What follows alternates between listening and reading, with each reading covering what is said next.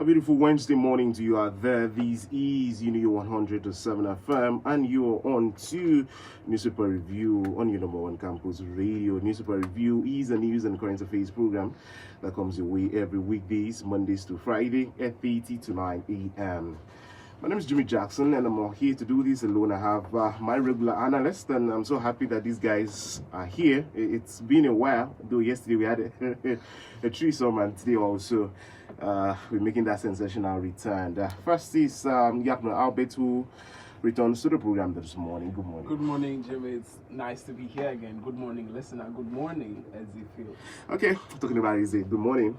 Good morning, Mr. Jimmy. Good morning, Yakno. Good morning, Akwaiboko. Yes, It's good to be back on set. Okay. All right, you can enjoy the conversation via the studio line 0701-0701-007 or 0818-883-6262. Better still, head straight to our Facebook page, like our page, and actually drop your comments. Facebook.com/UNIUYO is the number you can, it's where you can actually find us there. And we are currently live on Facebook, follow Jimmy Jackson, and you'll be able to see what we're actually doing right here in the studios. Okay, starting off this morning, the second day in the month of December. Yeah, we have the story. Nigerian records 281 new cases of COVID-19. This number right now in Nigeria, 67,838. Okay, so we're starting with COVID-19 today, this morning, and yes, this is what we want us to talk about. Nigeria among the first countries to develop a cheaper, fastest COVID-19 kit, says Osibanjo. You know how big COVID-19 in Nigeria. What do you think about it? Well, I've been expecting the number to be more than that because all these sectors are now up and running. We've been having all of the lockdowns have been eased completely from the national to the state and everywhere. So I've been expecting the numbers to rise. I've been expecting a spike like it's recorded elsewhere. I mean, currently the UK, the UK is supposed to exit their lockdown today. That's I think England and Scotland, and then some other countries under the UK will do that subsequently. But that of Nigeria seems to be the number seems to be stable.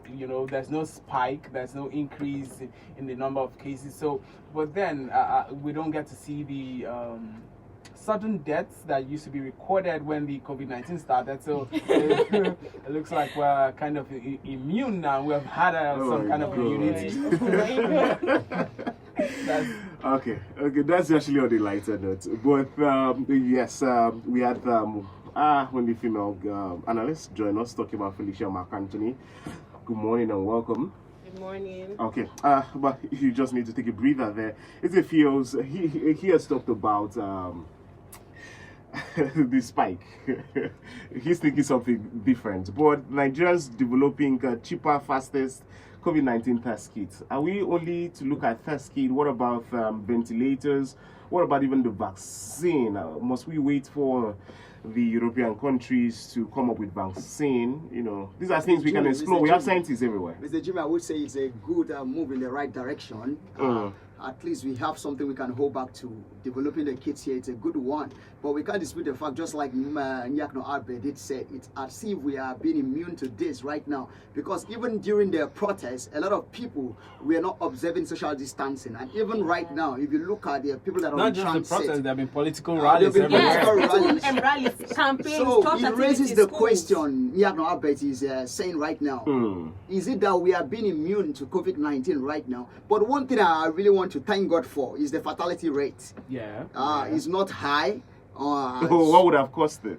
I would say maybe we've come to boost our immune system when it comes to the fight against COVID-19. But when it comes to us following the preventive measures by NCDC, I think Nigerians are not doing that again. I think they have come to the realization that COVID-19 is now part of us. Okay, Felicia Mark, would you buy the same idea of these two guys? I will buy the same idea, given the fact that we did a whole lot of things when the pandemic was still high. Like, personally, in my family, my mom will make us inhale different kinds of concussions. So I think those concussions contributed a lot to making us immune, so to say, to this COVID-19. We can never tell, we can never tell. We might just be immune. Okay. We don't know. But Jimmy, we can't dispute the fact that we still have to be following the preventive measures by NCDC.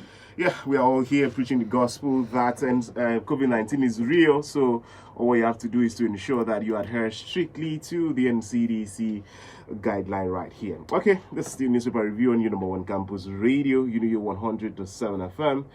With Jimmy Jackson, Yakno Albert Ezefiels, and Felicia Mark Anthony. Okay, moving away from that, let's talk about security. Yakno, I'm going to start with you.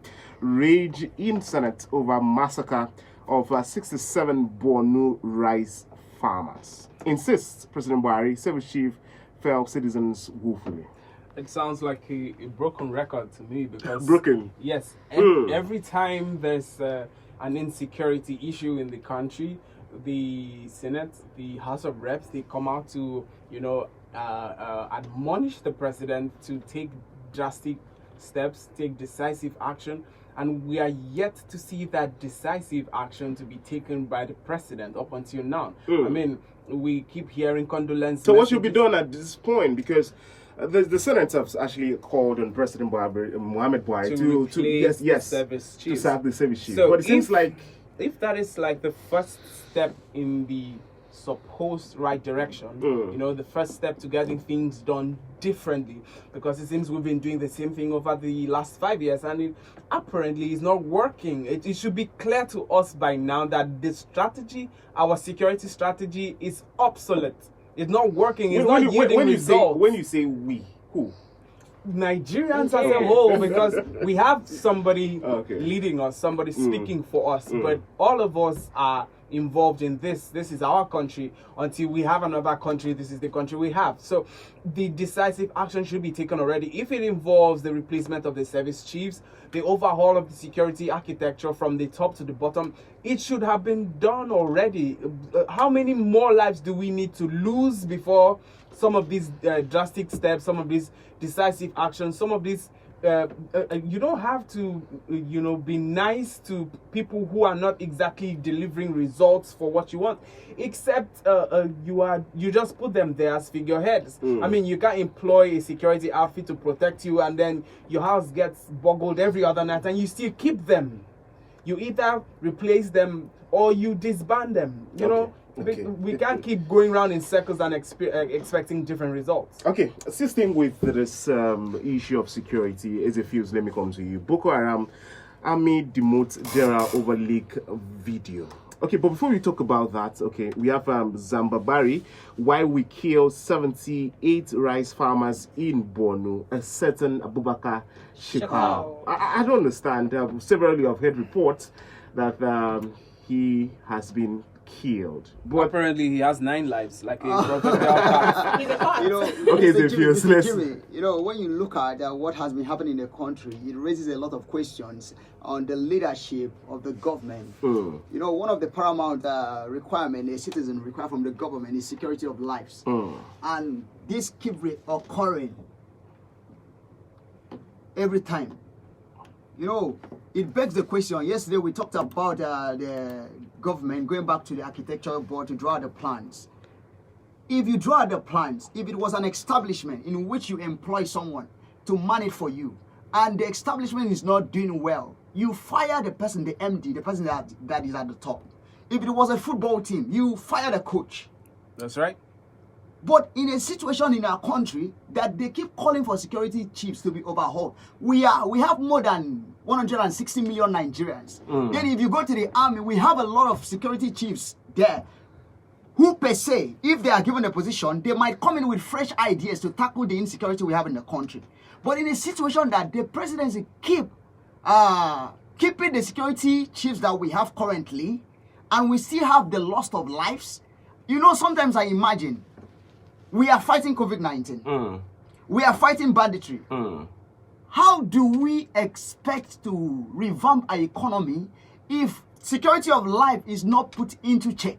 It's not guaranteed. For instance, the rice farmers that are being killed. Before you know, we will have shortage of food.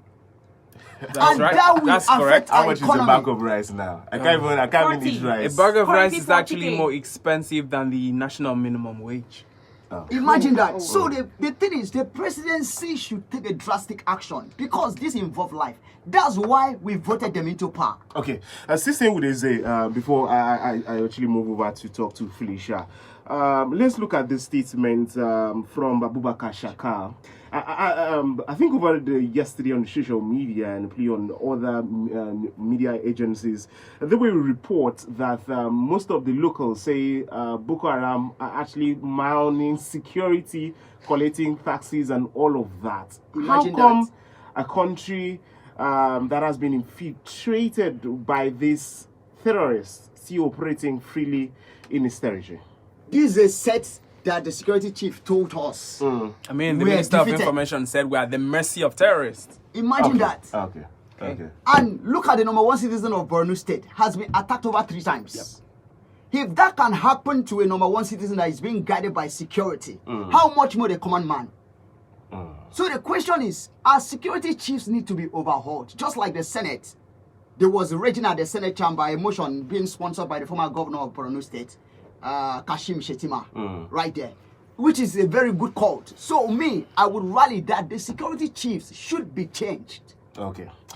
0701070107 or 081883626 you can join the conversation this morning. This is newspaper review on your number one campus radio, UNIUYO 100.7 FM. My name is Jimmy Jackson. I have Ngagno Albert, is the Fields, and Felicia Mark Anthony. We're talking about security right here in the country, and for the past couple of weeks we have been talking about security every single day. But finally, before you move away from security, Felicia, let's talk about Army demotes General over leak of video. Now, Felicia, I know that that's a kind of disciplinary action taken by the armed forces, but again, it seems like people who are employed by governments don't really know the ethics of their jobs. So let's start from there, Felicia. Demoting someone because they leaked a video that showed poor conditions of troops and challenges advancing into the dreadful Algano forest area. Even if we want to agree that one of the ethics of their job is for them to be secretive, for them to uphold the honor per se, this is something that people need to see. Do you think people need to see these, or you should channel it to the appropriate authorities? For them to have leaked that video, it means they've complained. They've complained over time. Okay. So they want something that the masses will come together and tell, and also involve their voices and say, no, this has to end. These people need to improve. We are complaining now that the security officers are not doing their job well, so they should be changed. How would they do their job when they are also living under poor conditions? It's like telling a hungry man to go and fight and defend you. Definitely they won't. They won't be efficient enough in whatever they are doing. Okay, 0701070107 or 08188362620. You can join in the conversation this morning. Yeah, no, before I move away from that, what would you have to say about Mr. Jimmy? No, wait. Let me finish. Beg to differ with what Felicia Okay, said. wait. Let me finish with the gap now. Let's talk about having the boat, Gerald. Then let's look at the welfare of security personnel general in Nigeria.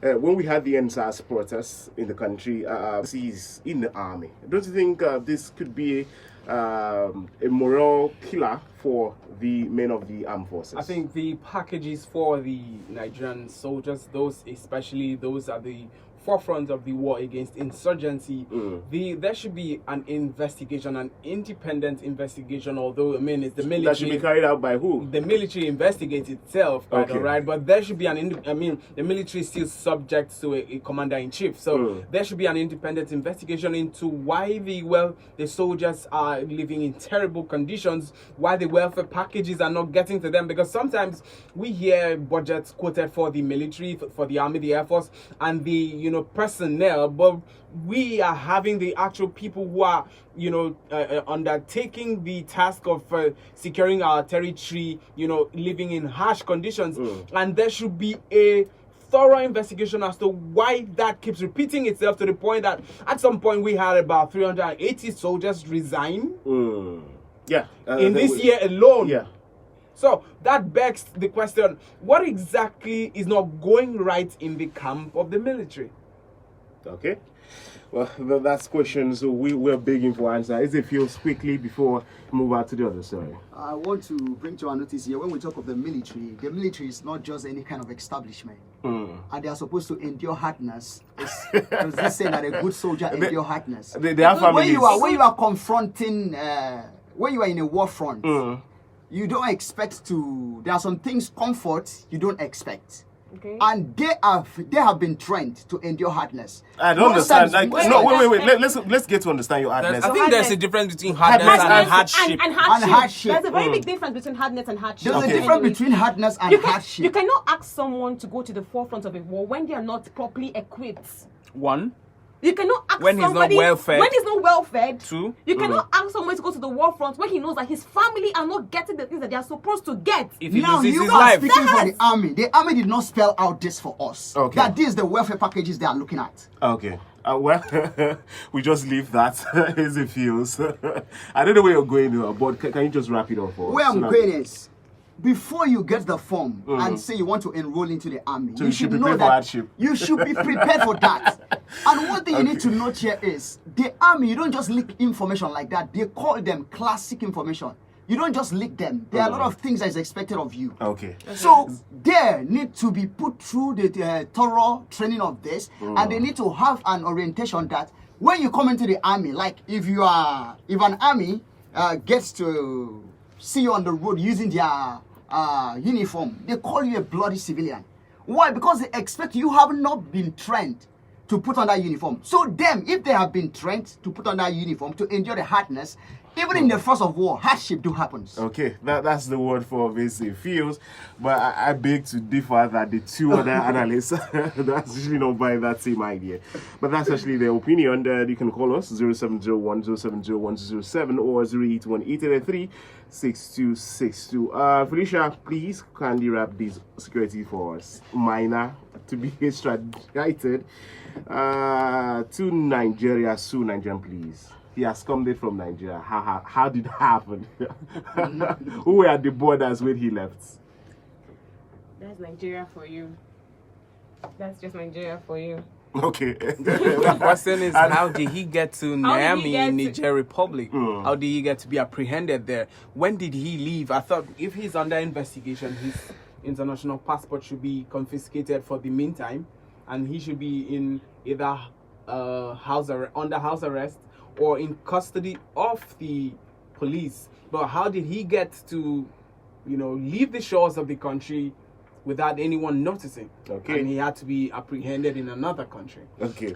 I think I am going to poke hole there right now. It shows how porous The our security security system. system is, yeah. Is it our that you porous could or have our someone under boundaries? investigation leave the country, and sometimes you don't get to find them and They will arrest still them, tell you bring it's them because back. of their welfare package. 0701 070 or 081 6060. This guy is actually making me smile. I don't know why. I can call us up or actually, shoot our Facebook, like our page, and actually drop your comment. And we'll be checking out comments on Facebook right there. Okay, moving away from security, let's talk about what went down yesterday at the Senate. As our Senate clears Yakubu for a second term as INEC chair remains unbiased, APC tells commission boards. As it feels, Mohammed Yakubu returning that office for the second term, what are we to expect INEC 2023 elections? Because everything's gearing up towards 23. We can never tell what to expect, but from the proceeding of his government, I think Yakubu has really done well. If you look at the political structure of Nigeria and the way the politics are being run, we had a lot of crises which I wouldn't say it was because of the INEC-led board. All the crises we had were in-house crises, which has to do with political parties. So the way INEC conduct their matters for the past years has been quite applaudable. So I would say it's a good one for Yakubu to continue. Okay. Well, Albert, let me come to you on this one. INEC chairman retaining that office for another 5 years thereabouts. Yeah, 5 years. But again, let's look at elections in Nigeria. Immediately after elections in Nigeria, we have so many petitions. Can we say INEC is one of the reasons why people would feel that after the conduct of any elections, they need to go to the courts to seek redress? Absolutely, because of the loopholes in the electoral law. I mean, there's an electoral reform bill before the Nigeria Parliament gets to be signed into law. I think when the reviewed and revised version is signed, some of these loopholes will be plugged. You know, those are the loopholes where the politicians, the political parties, the aspirants of the different elective positions get to exploit, you know, during elections. And sometimes if it doesn't work in their favor, they have to, you know, head to the courts to, you know, seek redress or, you know, and overturn. And several times we've seen overturns of mandates, some really controversial, some come out to, you know, be the right call. But if INEC had you know, they have put their house in order and make the electoral process a bit should I say tight and more secure, dependable. You know, I'm actually looking for the appropriate word right now, but it seems to escape my memory. Okay. But INEC seems to be largely culpable in all of this, because sometimes the ad hoc staff they tend to get complicit. I mean, we are hearing in the news that some professors are, you know, under trial. University of UNIUYO. Under trial. Okay. So I didn't mention any universities.